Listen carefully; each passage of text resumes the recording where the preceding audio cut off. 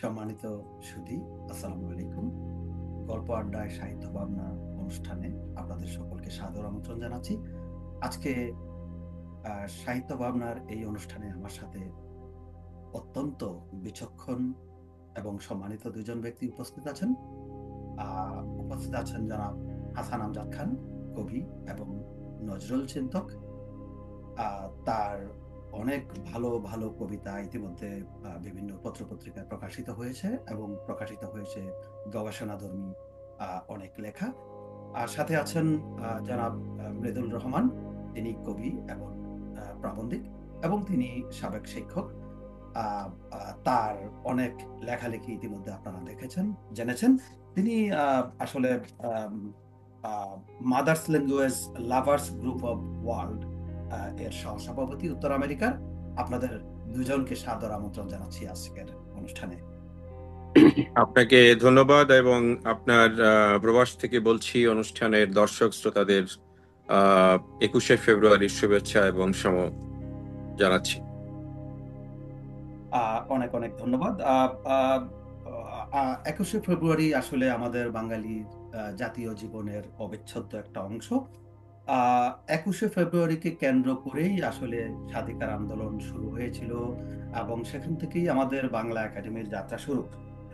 সেই বাংলা একাডেমি আসলে কবে শুরু হয়েছিল? বাংলা একাডেমির যাত্রাটা শুরু হয়েছিল 1955 সালে এবং তৎকালীন পাকিস্তান প্রধানমন্ত্রীর যে বাসভবন ছিল, বর্তমান যেটি বাংলা একাডেমি প্রাঙ্গণ, সেই ভবন, সেখান থেকেই আসলে বাংলা একাডেমি শুরু হয়েছিল। বাংলা একাডেমির প্রধান কাজগুলো বাংলা একাডেমি সাহিত্য পুরস্কার, বাংলা ভাষার প্রচার, নতুন লেখক এবং গবেষকদের প্রশিক্ষণ প্রদান, এ ধরনের অনেক কাজ। কিন্তু প্রতিষ্ঠার পর থেকে বিভিন্ন রকমের সমালোচনা এবং পক্ষপাতিত্বের জন্য বাংলা একাডেমি বিভিন্নভাবে সমালোচিত হয়ে আসছে। এবারেও নতুন সরকারের আমলে বাংলা একাডেমি পুরস্কার দিতে গিয়ে আসলে অনেক সমালোচনার শিকার হয়েছে। একবার পুরস্কার প্রস্তাব করে সেটিকে বাতিল করে নতুন করে করা হয়েছে, তারপরেও আসলে সমালোচনা পিছু ছাড়ছে না। আমাদের সর্বজন শ্রদ্ধেয় শিক্ষক বলেই বসেছেন পুরস্কার পেয়ে, যে পুরস্কার পাওয়ার পরেই অপমানটা করলো। আমরা সেই আলোচনাতে যাব। আমি প্রথমেই জনাব হাসান আমজাদ খান, আপনার কাছে একটু জানতে চাইব, বাংলা একাডেমি প্রতিষ্ঠার পর থেকে আসলে আহ, এই একাডেমি বা এই প্রতিষ্ঠান থেকে স্বায়ত্তশাসিত প্রতিষ্ঠান হিসাবে বাংলাদেশ, বাংলা সংস্কৃতি যেটুকু পাওয়ার কথা ছিল সেটুকু কি আসলে পেয়েছে? থ্যাংক ইউ, আপনাকে অনেক ধন্যবাদ। বড় গভীরের মৌলিক প্রশ্ন এটা। বাংলা একাডেমি যখন আমরা শুনি, সেই প্রতিষ্ঠানের প্রতি এটা আমাদের প্রশ্ন আসবেই যে কেন এই প্রতিষ্ঠানটা তৈরি হয়েছিল, কি তাদের ম্যান্ডেট ছিল, আর কি এখন তারা করছে। বাংলা ভাষাকে অর্জন করার পরে এই বাংলাদেশের জনসংখ্যার মধ্যে বাংলা ভাষা সাহিত্যের সংস্কৃতির উন্নয়ন, চর্চা, গবেষণা, প্রচারে করাটাই এদের মৌলিক উদ্দেশ্য ছিল। সেটা 55 সালে থেকে শুরু হয়ে, আপনি যে পুরস্কারের কথা বলছেন এটি শুরু হয় 1960 সাল থেকে। তো এই বাংলা একাডেমি সাহিত্য পুরস্কার নানাভাবে বিভিন্ন সময় দেওয়া হয়েছে। এখন বোধহয় 7 জনকে দেওয়া হয়, এক সময় এটা 9 জনকে দেওয়া হতো, এভাবে হয়েছে। তো আমাদের বাংলাদেশে যেটা হয় যে আমরা কোনো কিছু করতে গেলে আমাদের সংস্কৃতিটাই ওই রকম যে আমরা পক্ষপাতমূলক কাজ করে ফেলি। মানে বাংলা একাডেমির, আমি যদি বলি যে সংস্কৃতি পরিবর্তনের চর্চার যে উপলক্ষটা ছিল, সেটি প্রথম ভাবেই আমরা ওটা রাখতে পারছি না। একটা পুরস্কার দেওয়ার ক্ষেত্রেও সেটা আমরা অর্জন করতে পারিনি। বাকি কাজগুলো তো থেকেই যাচ্ছে। বাংলা ভাষার যে দন্যতা এখনো আমাদের চলে আসছে, সেটা তো প্রতি পরতে পরতে আমরা দেখতে পাই। এখনো আমাদের বিচারকেরা বাংলায় লেখেন না বিচার রায়। এখনো সারা দেশে, সারা শহরে আমরা সাইনবোর্ড গুলো দেখতে পাই ইংরেজিতে লেখা। এবং সেটা সেই লেখাগুলো এমন এমন বানান ভুল, এখনো আমরা বাড়ি গাড়ি বলতে পছন্দ করি, আমাদের সাহিত্যের নাটকে সেগুলো উচ্চারণের ভেতরে চলে আসছে। যাই হোক, এইভাবে চলে আসছে বটে। আমি শুধু বলতে চাইছি যে যদি শুধু বাংলা একাডেমি সাহিত্য পুরস্কারের কথা বলি, 21-এর পদক ছাড়াও, তাহলেও সেই পুরস্কারটার ক্ষেত্রে নানা রকম অনিয়মের কথা আমাদের ইতিহাসে আছে। আমি শুধু এটুকুন লক্ষ্য করলাম যে 13 রকম পুরস্কার দেওয়া হয় বাংলা একাডেমি থেকে। সেগুলোর মধ্যে আছে সাদাত আলী পুরস্কার, তারপরে মাজহারুল ইসলাম পুরস্কার, কবির চৌধুরী পুরস্কার, হালিমা শরফুদ্দিন বিজ্ঞান পুরস্কার, সৈয়দ ওয়ালিউল্লাহ পুরস্কার, রবীন্দ্র পুরস্কার তো আছে, এরকম 13টা। কিন্তু দুঃখজনক হলেও সত্য যে এখানে কাজী নজরুল ইসলাম বাংলা একাডেমি পুরস্কার নেই। মানে এ যাবৎ কেউ কাজী নজরুল ইসলাম বাংলা একাডেমি পুরস্কার পাননি। কেন যে এটা দেওয়া হলো না এ যাবতের মধ্যে, কেন তাদের মস্তিষ্কে এই ধারণাটা আসলো না, সেটি আমরা প্রশ্ন। এটি অত্যন্ত আমি দুর্ভাগ্যজনক, আসলে অত্যন্ত দুর্ভাগ্যজনক যে আমাদের জাতীয় কবি বাংলা একাডেমি থেকে কোনো পুরস্কার পেল না। বাট একেবারে অতি সাম্প্রতিক কালে সরকার জাতীয় বাংলা আমাদের জাতীয় কবি হিসাবে কাজী নজরুল ইসলামকে ঘোষণা করেছে। আপাতত আমরা এটা নিয়েই মনে হয় সন্তুষ্ট থাকতে হবে। না, সেটাই আমি কাজী নজরুল ইসলামকে পুরস্কার দেওয়ার কথা বলছি না, উনি পুরস্কারের ঊর্ধ্বে উঠে আছেন, কিন্তু তার উপরে লেখাপড়া, গবেষণা, তার আদর্শ, নীতি, চেতনাকে ধারণ করা কে গবেষণা করেছে যারা, সেইগুলো নামেই একটা পুরস্কার দেওয়া যেতে পারত, এখনো যাবে, যাওয়া উচিত। আমি যদি বাংলা একাডেমির কর্তৃপক্ষ, সংস্কৃতি মন্ত্রণালয় এই কথা শুনে থাকেন, তাহলে আশা করি তারা একটু কর্ণপাত করবেন, যেন কাজী নজরুলের উপরে একটা পুরস্কার বাংলা একাডেমি থেকে দেওয়া হয়। এই আর একটা কিছু সংস্কৃতির পরিবর্তনের কথা বলবো, কিন্তু আমি পরের বার যখন আসবো তখন। আমাদের রাজনীতি এবং ভাষার উন্নয়নের, সংস্কৃতির ক্ষেত্রে প্রচুর কাজ করার বাকি আছে, এবং কাজ না করার ফলে সমাজে যেগুলো হচ্ছে তার কিছু উদাহরণ দিয়ে আমি তখন বলবো। অনেক অনেক ধন্যবাদ আপনার চমৎকার বক্তব্যের জন্য। আমি যাব একটু কবি মৃদুল রহমান। আহ, আপনার নামটা যেমন চমৎকার, তেমনি আসলে মানুষ আপনাকে এরকম চমৎকার ভাবেই ভালোবাসে, বিশেষ করে সাহিত্যাঙ্গনের, বাংলাদেশের বাংলা একাডেমির। অন্তত আপনার সুবাদে এই ভিডিওটি বাংলা একাডেমির যারা কর্তা ব্যক্তি রয়েছেন তাদের কাছে অবশ্যই যাবেন। বিশেষ করে বাংলা একাডেমির মহাপরিচালক সাহেব, আহ, আহ, জনাব আজম সাহেব, ওনার কাছে যাবে। আমি মনে করি এবং মনে প্রাণে বিশ্বাস করি। আপনি একটু আমাকে আপনি নিশ্চয়ই জেনে থাকবেন যে এই যে পক্ষপাতিত্বের অভিযোগ বাংলা একাডেমির পুরস্কারের, এই যে প্রবলেমটা হলো গত সপ্তাহেই, একবার পুরস্কার ঘোষণা করে, নাম ঘোষণা করে আবার সেটাকে আহ, আহ, বন্ধ রাখা, আবার ঘোষণা করা, এই কাজটা কি একবার করা যেত না? কি বলবেন মৃদুল ভাই? ধন্যবাদ কাজী হারুন আপনাকে, এবং সেই সাথে এই গল্প আড্ডা সাহিত্য অনুষ্ঠানের যারা দর্শক শ্রোতা রয়েছেন তাদেরকে, এবং সেই সাথে আজকে যিনি আমাদের আলোচনায় অংশ নিয়েছেন, একজন বিদগ্ধ মানুষ, বাংলাদেশের ভাষা সাহিত্য ও সংস্কৃতি জগতের আমি বলবো একজন নন্দিত জন, শিল্পিত জন, এবং উজ্জ্বল নক্ষত্র বলা চলে, কিন্তু স্বদেশে ছেড়ে বিদেশ ভিউয়ের একজন, বিশেষ করে আমি বলবো কাজী যে নজরুল, আমাদের জাতীয় কবিকে নিয়ে তার যে চিন্তা চেতনা, যে চিন্তা চেতনা। কাজ, এটি অবশ্যই অবশ্যই প্রশংসার দাবিদার। হ্যাঁ, আমি সেদিক থেকে আমি বলবো যে আমাদের একজন বিদগ্ধ মানুষ, আমরা প্রবাসে তাকে পেয়ে, আমরা প্রবাসীরা যতটা ধন্য হয়েছি, বাংলাদেশের মাটি মানুষ ততটাই বঞ্চিত হয়েছে। তবে মানুষটাকে আজকে আলোচনায় পেয়ে এবং আপনার মাধ্যমে এই আলোচনায় পেয়ে আমি ধন্য। আমি মনে করি যারা আজকের অনুষ্ঠান দেখছেন, শুনছেন, তারা অনেকটা ধন্য হবেন। ধন্যবাদ সবাইকে। যে প্রশ্নটি আপনি করলেন তার কথার ভিতরে একটা বিষয়, সেটা পক্ষপাতিত্ব। মানে বাংলা একাডেমির বিভিন্ন কার্যক্রম, আইন কানুন, নিয়ম কানুন বা তাদের পুরস্কার প্রবর্তন, দেয়া নেয়া, গর্জন, এই সবকিছুর মধ্যে একটা পক্ষপাতিত্বের যে ব্যাপারটা, আপনি এটা নিয়ে আমাকে প্রশ্ন করেছেন। আমি এই জবাবটা দেবার আগে আমি নিজে একটু নিজের পক্ষপাতিত্বটা করে নেই। ব্যক্তিগতভাবে আমি কিন্তু বাংলাদেশের মানিকগঞ্জ জেলার সন্তান, অর্থাৎ ভাষা শহীদ রফিকের এলাকার সন্তান। সেদিক থেকে আমি ভাষা শহীদদের পক্ষে, যেহেতু একজন মানে ভাষা শহীদ রফিকের এলাকার, সেদিক থেকে আমি এদিক থেকে মনে করব যে আমি একটু নিজে পক্ষপাতদুষ্ট মানুষ। আবার বাংলা একাডেমির যাবৎকালের আলোচিত কিংবা বিদগ্ধজন যারা মহাপরিচালক হিসেবে ছিলেন, তাদের মধ্যে আমাদের শামসুজ্জামান খান সাহেব, তিনি আমাদের মানিকগঞ্জের ছিলেন। সেদিক থেকে বাংলা একাডেমির উন্নয়ন বলি আর বাংলা একাডেমির সমৃদ্ধি বা ঐশ্বর্য ফিরিয়ে আনার যে ব্যাপারটা বলি, সেদিক থেকে আমার মানিকগঞ্জের একজন ছিলেন। সর্বোপরি যে বিষয়টি হচ্ছে যে এই বাংলা ভাষা সাহিত্যের যে ফোক লোর যে বিষয়টা, অর্থাৎ সেটা দীনেশ চন্দ্র বাবু, তিনিও কিন্তু আমাদের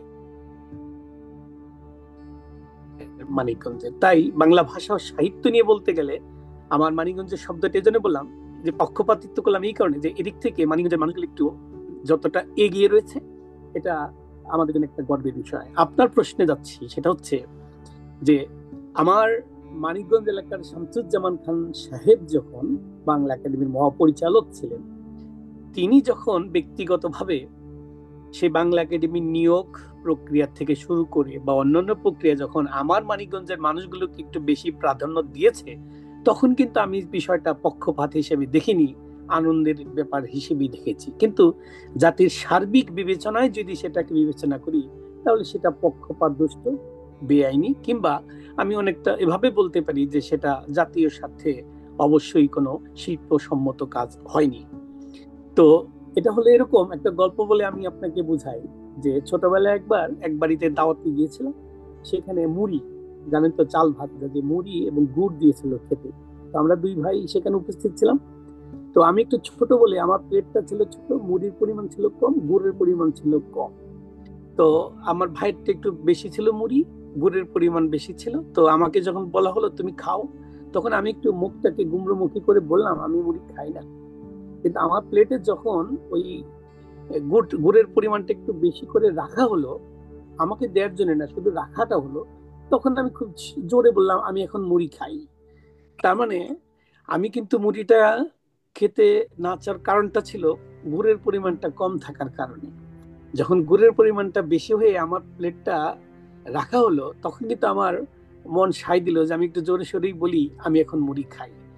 তো তখন আমি যখন বললাম আমি এখন মুড়ি খাই, তখন ওই মুড়ির যারা এই মানে মানে দিচ্ছিলেন সেই দাওয়াতি বাড়িতে, সব একটু হাসলেন। তো হাসলেও কিন্তু আমার খুব একটা লাগেনি, কারণে যে আমি একটু বেশি গুড়ের মুড়িটা অন্তর্পক্ষে আমার পক্ষে টানতে পারলাম।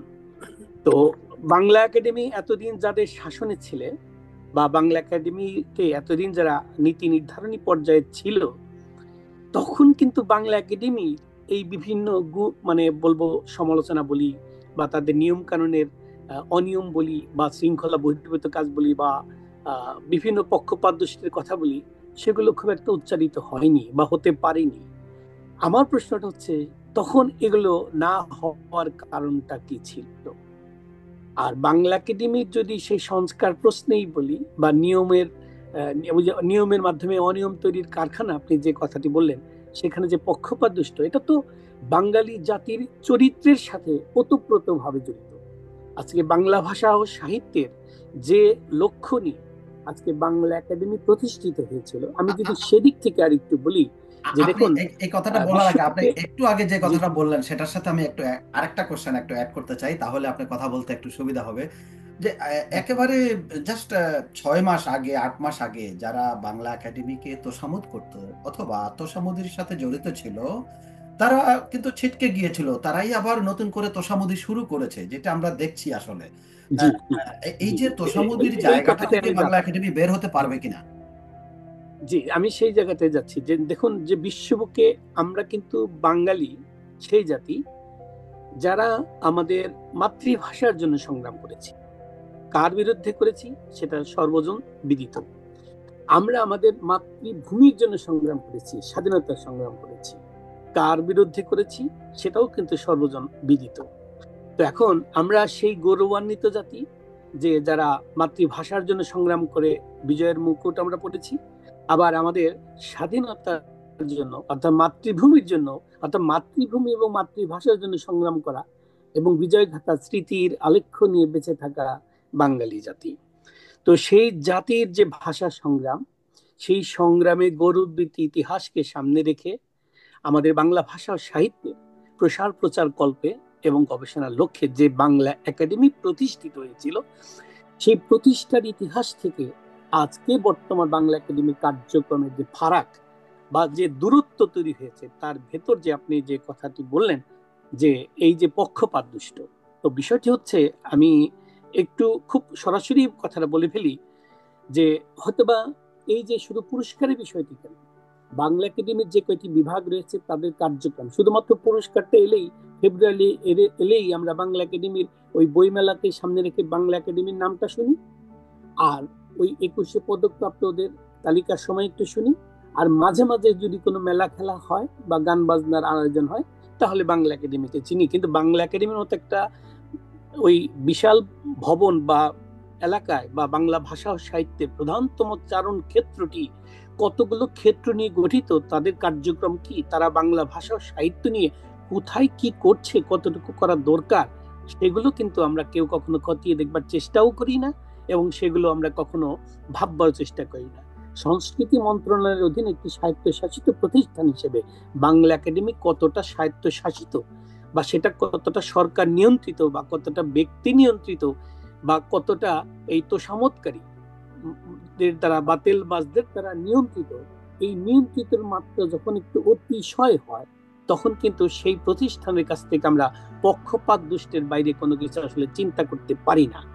তো ধন্যবাদ হারুন ভাই আপনাকে। তো আমি যে কথা বলবো যে বাংলা একাডেমি প্রতিষ্ঠার পরবর্তী যে ইতিহাস তারা রচনা করেছে, বাংলা একাডেমির যে কার্যক্রম, যে ভূমিকা তাদের রাখবার কথা ছিল, বা দেশ ও বিদেশে বা বাংলা ভাষার আন্তর্জাতিক ব্যাপ্তিতে বাংলা একাডেমির যে পর্যায়ে কার্যক্রম করবার সুযোগ ছিল, আমার মনে হয় সেদিক থেকে বাংলা একাডেমি এক কথায় ব্যর্থ, এবং আমি মনে করব বাংলা ভাষা সাহিত্যের একটা অন্যতম নাটক করে যাচ্ছে আমাদের বাংলা একাডেমির পরিচালনায়।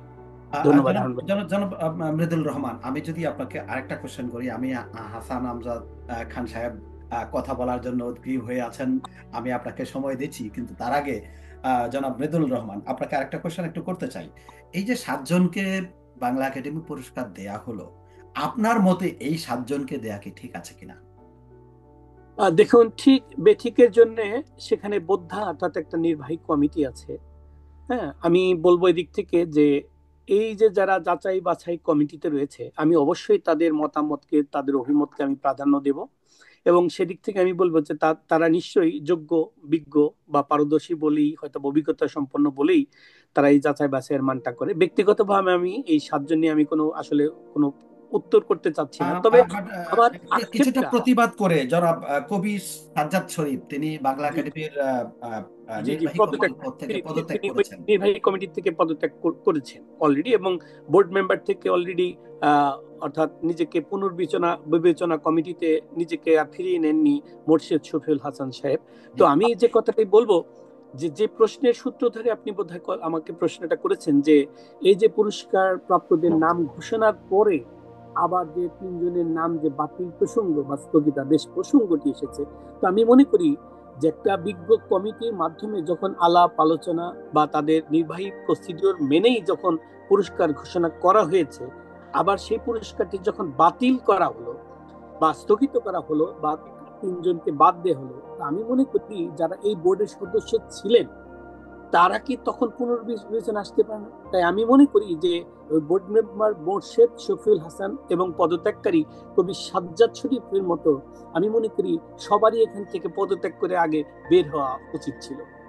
আমি মনে করি যে পুরস্কার প্রাপ্তদের নাম স্থগিত করবার আগে যারা এই বোর্ডে ছিলেন তাদের নাম স্থগিত করে নতুন করে সংস্কার করে একটি নির্বাহী কমিটি সেখানে গঠন করবার প্রয়োজনীয়তাটাকে আমি বেশি প্রাধান্য দিচ্ছি। ধন্যবাদ। অনেক অনেক ধন্যবাদ, অনেক চমৎকার কথা বলেছেন। আসলে আমরা সেরকমই আশা করি যে বাংলা একাডেমি যখন একটা ব্যাপার নিয়ে একটা সন্দেহের সৃষ্টি হয়, একটা পুরস্কার কমিটি তারা এখানে যখন সন্দেহের সৃষ্টি হয়েছে, সেক্ষেত্রে তাদের আসলে দরকার ছিল আগের যে কমিটি ছিল সেই কমিটির নামগুলোকে বাতিল করে দেয়া। বাতিল করে দিয়ে যদি নতুন কমিটির মাধ্যমে সেই পুরস্কারটি ঘোষণা করতো তাহলে সেক্ষেত্রে ভালো হতো। আমাদের বিজ্ঞ আলোচক জনাব হাসান আমজাদ খান এই ব্যাপারে বিস্তারিত বলবেন। তিনি আসছেন। আমি একটু জনাব হাসান আমজাদ খান আপনার কাছে একটু জানতে চাইবো দুটো ব্যাপার। একটি হলো প্রফেসর সলিমুল্লাহ খান, তিনি বাংলাদেশের সর্বজন শ্রদ্ধেয় বক্তা বর্তমানে এবং সর্বজন শ্রদ্ধেয় শিক্ষক। তিনি পুরস্কার পাওয়ার পরে পরবর্তী দিন জাতীয় কবিতা পরিষদের একটি বৈঠকে বলেছেন যে পুরস্কার পাওয়ার আগ পর্যন্ত ভালো ছিলাম, পুরস্কারটা হাতে নেওয়ার পর মনে হলো যে অপমান করা হয়েছে, মানে পেছনে নিয়ে দাঁড় করিয়ে ছবি উঠানো হয়েছে এই ব্যাপারটিকে। এটি কি আসলে এই যে উপদেষ্টাগণ তারা কি সবাই একসাথে দাঁড়িয়ে ছবিটা উঠাতে পারতো না? আপনি কি মনে করছেন? আমার মনে হয় সেটা হলেই বেশি শোভনীয় হতো। আর এই বিষয়টা নিয়ে আলোচনা করা যেতে পারে, কিন্তু যারা পুরস্কার পেয়েছেন তাদেরকে আর বেশি অপদস্থ আমি করতে চাই না। তবে আমি বাংলা একাডেমির যে ব্যবস্থাপনা ওখানে আমি দেখেছি, সেখানে প্রচুর উন্নতি করার সুযোগ ছিল। এ বিষয়ে মহাপরিচালক মহোদয়কে আমি বলবো যে বিষয়ে আপনি চিন্তা করুন। ওখানে যারা কর্মচারী আছেন তাদের উপরে সমস্ত দায়িত্ব ছেড়ে দেওয়াটা ঠিক হয়নি। আর এবারকার ঘটনাটায় যিনি উপদেষ্টা ছিলেন ওখানে সংস্কৃতির উপদেষ্টা, তিনি হতে পারেন অনেক বড় চিত্রকর পরিচালক, কিন্তু এসব কাজে খুব বেশি পারদর্শী কখনো ছিলেন বলে আমরা শুনিনি। সুতরাং এগুলো এরকম হতেই থাকবে। আমি মনে করি যে যেহেতু উনি একজন প্রথিতযশা শিক্ষক, উনি আরো এসব বিষয়ে মনোনিবেশ করবেন। এ ধরনের দুর্ঘটনা বাংলা একাডেমির পক্ষ থেকে আমরা আশা করি না। এক্ষেত্রে আমরা কি একটা প্রস্তাব করতে পারি যে ভবিষ্যতে যখন ছবি তোলার প্রসঙ্গটা আসবে, ঠিক ওই সময়ে যারা পুরস্কৃত হলেন যে 7 জন, ওই সংখ্যাটা তো আসলে কম অন্য যারা থাকেন তাদের তুলনায়, এই 7 জন ব্যক্তিকে সামনে বসিয়ে বাকিরা পিছনে দাঁড়াবে, এরকম হলে কেমন হয়? না, এসব করা আছে, এগুলো মন্ত্রী পরিষদ থেকে অ্যাপ্রুভড প্রসিডিওর ওখানে আছে। Just simply they forgot it, or তারা নেগলেক্ট করেছে। এগুলো প্রচুর এই যে প্রোটোকল যেটা এগুলো তৈরি করা আছে ওখানে, প্রত্যেক এত বছর ধরে হয়ে আসছে, এগুলো কি কারো চোখে পড়েনি? নিশ্চয়ই আছে। ওরা ভুলে গেছে, ওরা আমি বলবো যে এটাকে অবহেলা করেছে। এই কারণ আরো বেশি প্রয়োজন ছিল এবার, বিকজ ডক্টর ইউনূসের মতো একজন মহামানব ওখানে উপস্থিত আছেন। সুতরাং এই বিষয়টাকে আরো যত্ন করা দরকার ছিল। আমার মনে হয় এই পর্যন্ত থাক আজকে। তাহলে আমরা মনে হয় যে 7 জন, মৃদুল ভাই, যেই 7 জন ব্যক্তি পুরস্কার পেলেন বাংলা একাডেমির, আমরা তাদের কাছে অন্তত দুঃখ প্রকাশ করতে পারি। আমাদের শ্রদ্ধেয় প্রফেসর সলিমুল্লাহ খান সহ আমরা তাদের কাছে, আমাদের যে 3 জন আমরা আছি, আমাদের পক্ষ থেকে আমরা দুঃখ প্রকাশ করছি আপনাদের কাছে। আমরা আশা করছি ভবিষ্যতে ঠিক হবে। জি জি জি, হারুন ভাই যদি একটু সুযোগ দেন তো আমি ব্যাপারটাকে, আমজাদ ভাই খুব ভালো বলেছেন যে সরকারি একটা প্রোটোকল থাকে জাতীয় অনুষ্ঠানে ছবি তোলার থেকে শুরু করে সবকিছুর মধ্যে। তো একটা জিনিস দেখুন, মঞ্চে উপবিষ্ট যারা ছিলেন, ডক্টর মোহাম্মদ ইউনূস একজন আন্তর্জাতিক ব্যক্তিত্ব, খ্যাতি সম্পন্ন একাডেমিক মানুষ, সর্বোপরি সর্বজন বিদিত। তো ঠিক তার ডান পাশে মাথায় ওই মানে ক্যাপ পরা যে ভদ্রলোক ছিলেন, তিনি বাংলাদেশের একজন নাট্যজন। তো একটা জিনিস খেয়াল করে দেখবেন যে আমি যেটা বলে থাকি যে বাংলা একাডেমি পুরস্কার নিয়ে এবার যা হয়েছে, নাম ঘোষণা, স্থগিতকরণ, কারো কারো পদত্যাগ, এবং কেউ কেউ ওই বোর্ড মেম্বার পদে পুনর্বহলে না যাওয়া, এই যে একটা নাটক, আমি মনে করি বাংলা একাডেমি এবার একটা চমৎকার নাটক করেছে নাট্যজনকে তারা উপদেষ্টা হিসেবে পেয়ে, সংস্কৃতি বিষয়ে। কারণ এ যাবৎকালে দেখবেন যে ফারুকীর অধিকাংশ নাটকগুলো আনিসুল হকের লেখা আর ফারুকী মহোদয়ের পরিচালনায় বা তার মানে নাট্য জ্ঞান থেকে সেটা করা বা তার পরিচালনায় করা। তো এবছর আমি এটা বলতে চাচ্ছি যে বাংলা একাডেমি সাহিত্য পুরস্কার নামের যে নাটকটি আমরা দেখলাম, সেটি বাংলা একাডেমির পুরস্কার প্রবর্তন বা নির্বাহী কমিটির রচিত, সংস্কৃতি মন্ত্রণালয়ের দায়িত্বে বা মানে আমাদের যে উপদেষ্টা মহোদয় ফারুকীর যথেষ্ট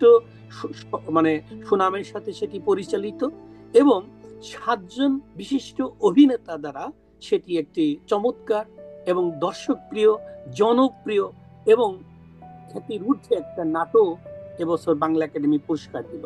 এখন এটার সমালোচনা আমি যদি এভাবে করি যে নাটক, যেহেতু নাটকের মতোই একটু দেখবার চেষ্টা করি, কে কোথায় দাঁড়ালো আর কে কোথায় উপবিষ্ট হলো, এই বিষয়টাকে আমরা একটু নাটকীয় ভাবেই দেখবার চেষ্টা করি। এই কারণে যে বাংলাদেশের ভাষা, সাহিত্য, সংস্কৃতি এখন পুরোটাই নাটকীয় হয়ে গেছে। তো নাটকীয়, নাটক এবং শব্দটি যখন নাটকীয় হয়, নাটক দেখবার মতো, বুঝবার মতো, কিন্তু যখন ব্যাপারটা হয়ে যায় নাটকীয়, তখন সেটি তাচ্ছিল্যপূর্ণ কিংবা বিদ্রুপাত্মক অর্থ কিছুটা হয়ে যায়। তো বাংলা একাডেমি সাহিত্য পুরস্কার নাটকটি অনেকটা নাটকীয় ভাবেই যে দেশের জনগণ নিয়েছে, সে অর্থেই বোধহয় আজকে আমরা তার সমালোচনা করবার সুযোগটা পাচ্ছি। আরেকটি বিষয় যেটা বললেন যে মানে পুরস্কার প্রাপ্তদের ছবি তোলার যে বিষয়টি, আজকে দেখুন আমি একটু আক্ষেপের সাথেই বলি যে আমরা মাতৃভূমির জন্য সংগ্রাম কাদের বিরুদ্ধে করেছি, মাতৃভাষার জন্য যে সংগ্রামটা কাদের বিরুদ্ধে করেছি, এই দুটো বিষয় কিন্তু আমাদের মাথায় রাখতে হবে। এখন আমরা তাদেরই মদতপুষ্ট বা তাদেরই ওই যেটাকে বলবো তেলবাসপুষ্ট বা তাদের মদতপুষ্ট কোনো ব্যক্তিত্বের দ্বারা যখন সেই নাটকটির প্রযোজনা আমরা দেখতে যাব, তখন কিন্তু আমাদের একটা বিষয় মনে রাখতে হবে। আপনারা একটা বিষয় ছবিগুলো দেখেছেন যে কবর জিয়ারতের ছবি দিয়ে কিন্তু এখন ব্যানার টানিয়ে কিন্তু কবরগুলো জিয়ারত করা হচ্ছে। তো এই যে ছবিগুলো আসছে, তার অর্থ হচ্ছে আমাদেরকে বুঝতে হবে যে ভাষা সংগ্রাম বিরোধী, বাংলাদেশের মহান মুক্তিযুদ্ধ বিরোধী যে শক্তির তাবেদারিত্ব চলছে, সেক্ষেত্রে আমি বাংলা ভাষা ও সাহিত্য কোনোদিনও এই নাটকীয়তার থেকে বের হতে পারবে বলে আমার মনে হচ্ছে না। তো যে বিষয়টি শুরুতেই আমাদের হাসান আমজাদ খান চমৎকার করে বলেছিলেন যে বাংলা ভাষা, বাংলা একাডেমি অন্যান্য যে সাহিত্য পুরস্কারগুলো দিয়ে থাকে বিভিন্ন বিদগ্ধ সাহিত্য বিদগ্ধজনদের নামে, তা আমার আক্ষেপটা সেখানে হাসান আমজাদ খানের চাইতেও বোধহয় একটুখানি বেশি। কারণ হচ্ছে বাংলা একাডেমি প্রতিষ্ঠার যিনি স্বপ্নদ্রষ্টা, তার নামে কোনো সাহিত্য পুরস্কার কিন্তু বাংলা একাডেমি প্রবর্তন করতে পারে নাই।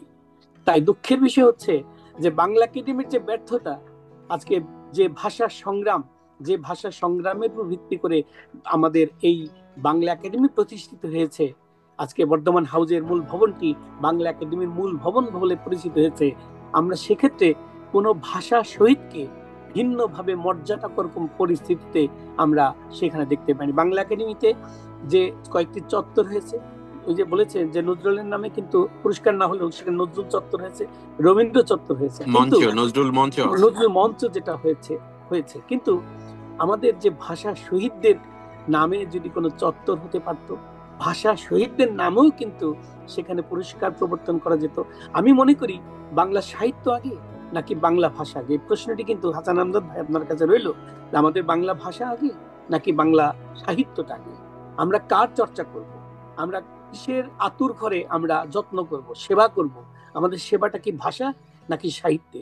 যদি আমরা আজকে বাংলা ভাষার ব্যাপ্তি বলি, তাহলে 21শে ফেব্রুয়ারি আজকে সর্বজন বিদিত বা বিশ্ববাসীর কাছে এটা আমাদের এখন হয়ে গেছে। তাহলে আমরা যে বাংলাকে 21শে ফেব্রুয়ারিকে বিশ্ববাসীর জন্য পেয়েছি, সেই ভাষার মূলে গরদ রেখে আমরা যদি তার সাহিত্যকে নিয়ে সমৃদ্ধায়ন করবার চেষ্টা করি, আধুনিকায়ন করবার চেষ্টা করি, আসলে সেটা হবে তো অচলায়তনের ঘরেই নতুন করে পানি ঢালা।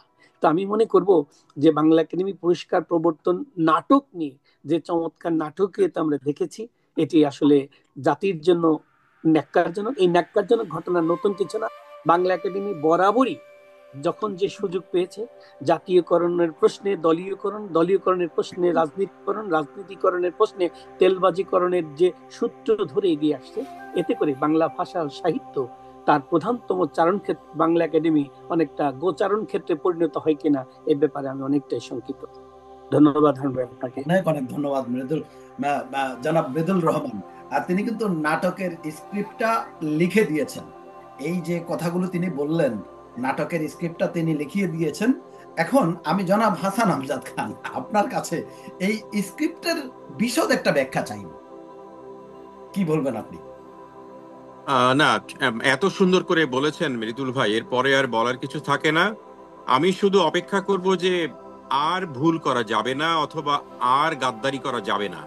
21শে ফেব্রুয়ারি সামনে আসছে, সেই অনুষ্ঠানটা যেন মানসম্পন্ন হয়, আমাদের বাংলা ভাষাভাষী মানুষদের প্রত্যাশা যেটা সেরকম যেন হয়, আর কোনো বিতর্ক যেন না হয়। এটা কি এটাই হতে বলছি। পারে যে 21শে ফেব্রুয়ারির অনুষ্ঠানে যারা পুরস্কার পেয়েছেন তাদের মনে যে কষ্টটা গিয়েছে তাদেরকে এনে আরেকটা ফটো সেশন কি করা যায় ঠিক ঠিক করে? মানে ওনারা হয়তো আর অপদস্থ হতে চাইবেন না। তবে আমি আমি একটু যোগ করতে চাই। জি, ডক্টর সলিমুল্লাহ খান যে কথাটি বলেছে যে পুরস্কার পেয়ে যতটা সম্মানিত হয়েছি, অপমানটা হলাম ঠিক তার পরে। আমি যতটুকু জানি, ভদ্রলোক এই পুরস্কার পাওয়ার আগে, ওই যে যে গল্পটা আমি করলাম যে আমার প্লেটে মুড়িতে বেশি গুড়ের পরিমাণ দেয়াতে আমি এখন খাই, আমি ভদ্রলোকের মুখে বাংলা একাডেমি রেজাবতকালে কার্যক্রম নিয়ে কখনো তার মুখ থেকে সুনাম শুনি।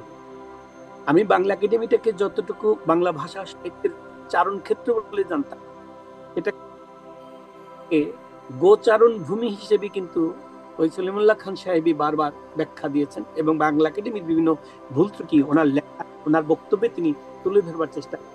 কিন্তু এবছর পুরস্কার পাওয়ার পরে শুধু তিনি কথাই বললেন যে অপমানটা হলাম পরে, কিন্তু বাংলা একাডেমির সংস্কার প্রশ্নে উনি আরো অনেক বক্তব্য রাখতে পারেন বলে আমার কাছে মনে হয়। ধন্যবাদ অনেক হামজা অনেক আপনাকে। অনেক অনেক অনেক ধন্যবাদ আপনাকে। আমি জনাব হাসান আমজাদ খান, আপনার কাছে আর একটু জিনিস, আরেকটা কোশ্চেন একটু আমার আছে, সেটির পরে আমরা আরেকটা ব্যাপারে যাব। সেটি হলো, বাংলা একাডেমি কি কোনোভাবে আহ, তৈলাক্ত মহামানবের খপ্পরে না পড়ে মানবিক মহামানবের পদচারণায় মুখরিত হতে পারে কিনা? এই ধরনের সুযোগ আমাদের জাতির সামনে আসবে কিনা? দুঃখজনকভাবে সত্য যে আমাদের জাতীয় নেতৃত্বগুলো যেভাবে গড়ে উঠেছে গত 20-40 বছর ধরে, সেখানে এই আহ, তৈলবাজিটা খুব প্রচলিত হয়েছে। আমি জানি না যে এমন কোনো নেতৃত্বের লক্ষণ আমি দেখতে পাচ্ছি না যে সেখানে সেসব জায়গা থেকে সরে আসা যাবে। আহ এবার 24-এর যে পরিবর্তনটা আমাদের চোখের সামনে হলো, অনেক বৈষম্যের কথা, মুক্তির কথা আমরা শুনছি, কিন্তু এখনো পর্যন্ত আমি সন্দিহান যে জাতীয় সংস্কৃতি বা চরিত্রের কোনো পরিবর্তন আমরা দেখতে পাবো। এ কথা যখন আমি বলছি তখন দুটো ঘটনা আপনাকে বলতে চাই। যে রাজনৈতিক সংস্কৃতির কথা আমরা বলি, বাংলা একাডেমি বাংলাদেশের ভাষা সংস্কৃতির ক্ষেত্রে যে ভূমিকা রাখার কথা ছিল, সেদিকে দৃষ্টিপাত করলে আমরা দেখতে পাই যে মাত্র পতিত সরকারের যিনি দ্বিতীয় ডাকাত, তিনি উচ্চারণ করেছিলেন খেলা হবে। তো এই ধরনের শব্দচয়ন রাজনৈতিক অঙ্গনে এবং মানুষের মনোজগতে যে আপনার যে প্রতিহিংসা, যে কুৎসা কুৎসিত মানে বিষয়ে উত্থাপন করে, সেটি তো আমাদের জাতীয় চরিত্রের মধ্যে চলে যায়। তো এই ধরনের জিনিস আপনি এখন প্রশ্ন করতে পারেন বাংলা একাডেমি সেখানে কি করতে পারে। বাংলা একাডেমি গবেষণা করতে পারে যে এই ধরনের জাতীয় নেতৃত্বের কাছ থেকে যদি শব্দচয়ন এরকম হয়, তাহলে সেই জাতির পরবর্তী প্রজন্মের কাছে এই জিনিসগুলো প্রবাহিত হতে থাকে। এগুলো গবেষণা করার টুল আছে, বাংলা একাডেমি করলে সেটা করতে পারে, গবেষণা করে বলতে পারবে যে এই ধরনের শব্দচয়ন রাজনৈতিক নেতৃত্বের মুখে সমাজে কি প্রভাব পড়ে। আর একটা উদাহরণ দেই, আমরা ছোটবেলায় দেখতাম যে অনেক বিদেশি গল্প, শিক্ষণীয় গল্প বাংলা অনুবাদ করে সেগুলো আমাদের সামনে আমরা পড়েছি। কিন্তু আপনি দেখবেন এত 18 কোটি দেশ, কোনো ভালো গল্পের অনুবাদ হচ্ছে না। বিশ্ববিদ্যালয়গুলোতে যে বই পড়ানো হচ্ছে সেগুলো নতুন করে বাংলায় অনুবাদ করা হচ্ছে না, যে আমাদের ছেলে মেয়েরা সেগুলো বেশি করে পড়তে পারে। তো সংস্কৃতির পরিবর্তন করতে গেলে বাংলা একাডেমি যদি এই উদ্যোগগুলো না নেয়, শুধু ওই বানান মানে ক্ষেত, দীর্ঘিকার, রস্যকার, এগুলো দিয়ে আপনি কোনো বেশি দূর এগোতে পারবেন না। আমি আপনার কাছে আরেকটা একেবারে সর্বশেষ কোশ্চেন, এবং সাথে প্রস্তাবনাও আশা করব। আমাদের সময় আছে 3 মিনিট। আহ, আমার প্রস্তাবনা এটা মূলত যে বাংলা একাডেমি যদি এমন করে যে আগামী বছর কাদেরকে কোন 7 জন বা 10 জনকে বাংলা একাডেমি পুরস্কার দেয়া হবে, তাদের 7 জনকে নিরূপণ করার জন্য অন্তত 100 জনের একটা তালিকা তৈরি করে সেটার উপর একটা ভোটাভুটি যদি তৈরি করে। এখন যেহেতু অনলাইন মাধ্যম, বাংলা একাডেমি ভোট আহ্বান করতে পারে অনলাইনে। আমাদের অনলাইন ভিত্তিক অনেক প্রোগ্রাম হয়, সেখানে অনলাইনে ভোট আহ্বান করা হয়। সেভাবে যদি ভোট আহ্বান করে, জনমত জরিপ থাকবে সেখানে, পাশাপাশি কমিটির একটা ভোট থাকবে সেখানে। এই দুই নিরিখে যদি বাংলা একাডেমির পুরস্কারগুলোকে দেয়া হয় তাহলে কেমন হবে? হ্যাঁ, সেটা তো ভালো হয়, কিন্তু এই পদ্ধতিটাকে আরো ট্রান্সপারেন্ট করা যায় তো। যে একজনকে আমি পুরস্কার দেব একটা বিষয়ের উপরে, কি কি ক্রাইটেরিয়ার উপরে আমি পুরস্কার দেব সেগুলো সংজ্ঞায়িত করে জনসমক্ষে প্রকাশ করে দেওয়া দরকার। এই পদ্ধতিতে আমরা একজন লোককে পুরস্কার দেওয়ার জন্য বাছাই করব। চাইলে সেটা জনগণ বাংলা, ইভেন প্রস্তাবও করতে পারে যে অমুককে হ্যাঁ হ্যাঁ পুরস্কার দেওয়া হ্যাঁ যেত। হ্যাঁ হ্যাঁ হ্যাঁ, তাহলে তো এত বিতর্ক থাকে না, লোকে প্রশ্ন করার জায়গায় পায় না। অনেক আমি অনেক অনুরোধ ধন্যবাদ। করব যে আমাদের সরকারি অফিসগুলোতে মন্ত্রী পরিষদ বিভাগ থেকে এই ধরনের পরিপত্র আছে যে কি ক্রাইটেরিয়ার ভিত্তিতে এই পুরস্কারগুলো দেওয়া হয়, সেগুলো জনসমক্ষে প্রকাশ করে দেওয়া দরকার। অসংখ্য এটাই আমার ধন্যবাদ অনুরোধ। আপনাকে, অসংখ্য ধন্যবাদ জনাব হাসান আমজাদ খান। আমি একটু জনাব মৃদুল রহমান আপনার কাছে সর্বশেষ কোশ্চেন, যেটি জনাব হাসান আমজাদ খানের কাছে আমি করেছিলাম, যে বাংলা একাডেমি কি কখনো তৈলাক্ত মহামানবের জায়গায় মানবিক মহামানবের পদভারে বা পদচারণায় মুখরিত হবে, এরকম বিশ্বাস আপনার আছে? আমি একটা বিষয় বলি, বাংলা একাডেমি যখন এই বছরের পুরস্কার মানে দেওয়ার বেলায় ওই মুক্তিযুদ্ধ গবেষণা এবং একেবারে বঙ্গবন্ধু 30 সেকেন্ডে শেষ করতে হবে আমাদের। বঙ্গবন্ধু গবেষণা, এই দুটো ক্ষেত্রে পুরস্কার যখন এত তাড়াতাড়ি বাদ করতে পারলো, তাহলে বাংলা একাডেমির যে নিয়ম বিধিমালা বা তাদের যে প্রবিধিমালাগুলো রয়েছে সেগুলো সংস্কার করতে তো আমার মনে হয় 2 বছরও লাগার কথা না। তো আমি যেটা খুব মনে প্রাণে বিশ্বাস করি যে বাংলা একাডেমিতে যে তেলবাজকরণ প্রক্রিয়া চলছে, আসলে বাংলাদেশের সংস্কৃতিটাই হচ্ছে তেলবাজিকরণের উপর ভিত্তি করে প্রতিষ্ঠিত। অতএব আপনি তেলবাজটা বাদ দিবেন কি করে?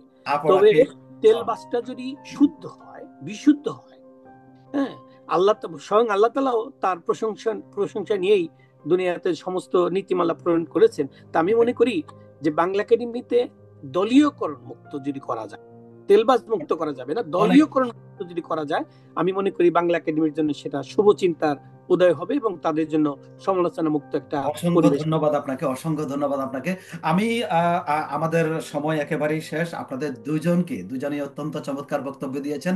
আশা করছি আপনাদের দুজনের বক্তব্য বাংলা একাডেমির কর্তা ব্যক্তিদের কাছে পৌঁছাবে এবং পৌঁছাবে সরকারের কর্তা ব্যক্তি যারা আছেন তাদের কাছে। আমরা আশা করব এই সরকার বাংলা একাডেমির একটি আমূল সংস্কার করবে, যেই সংস্কারের মাধ্যমে বাংলা একাডেমি সকল প্রকারের দলীয়করণ থেকে বিরত থাকবে এবং 1955 সালের প্রতিষ্ঠিত এই প্রতিষ্ঠানটি সত্যিকারের একটি স্বায়ত্ত শাসন পাবে, যেখান থেকে সত্যিকারের তেল মুক্ত মানুষগুলো বাংলা একাডেমিতে পদচারণা করতে পারবে। আমরা সেই